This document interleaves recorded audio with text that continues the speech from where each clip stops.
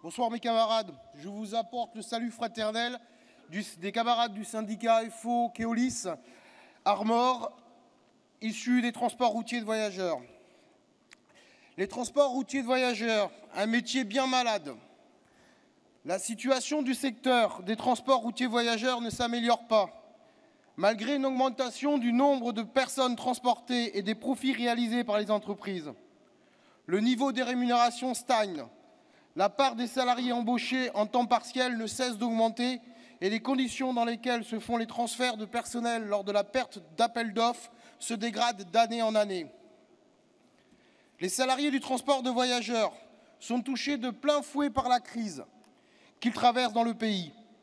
Ils subissent les politiques d'austérité salariale et les destructions d'emplois cumulées au doping social qui accentuent d'autant plus la précarité. D'autant que les emplois se font très souvent à temps partiel. Souvent, leurs conditions de travail ne leur permettent plus d'assurer pleinement leur mission. Ces situations inadmissibles appellent à la mise en œuvre d'autres politiques, tant au niveau des entreprises, des autorités organisatrices de transport et du gouvernement lui-même. Des solutions qui peuvent être mises en place de suite existent. D'une part, via la réglementation et la législation pour contrer les politiques low cost qui touchent particulièrement les transports, et ensuite, en agissant au travers des entreprises publiques dans lesquelles l'État est souvent l'actionnaire de référence.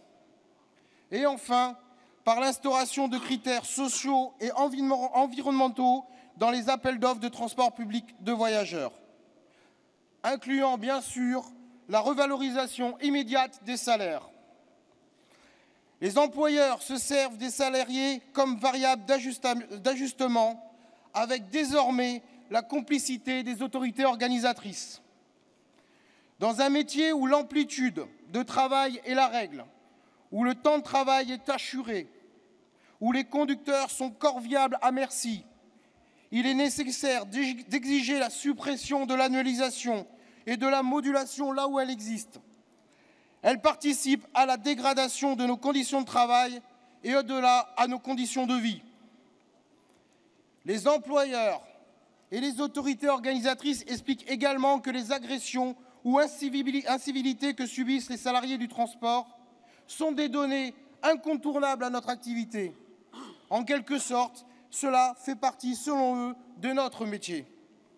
Cette attitude se traduit par l'immobilisme des entreprises, des responsables politiques locaux et des représentants de l'État et favorise la montée en puissance de ce phénomène. Il est temps de trouver, mes camarades, un remède pour guérir ce métier bien malade. Mais nous devons également, avant tout, nous protéger des virus austéritaires afin d'éviter des dégradations irréversibles.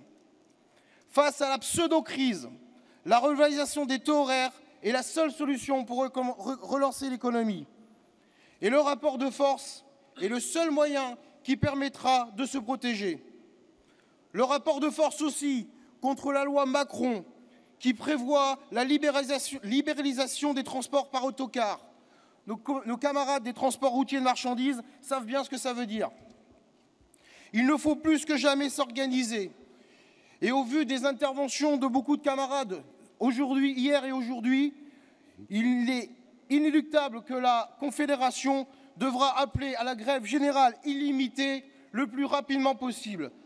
À nous d'organiser dans les usines, dans tous les secteurs, publics comme privés, des assemblées générales, pour expliquer nos revendications et que nos revendications soient claires et que demain, tous ensemble, secteur public, privé, on parte sur une grève illimitée.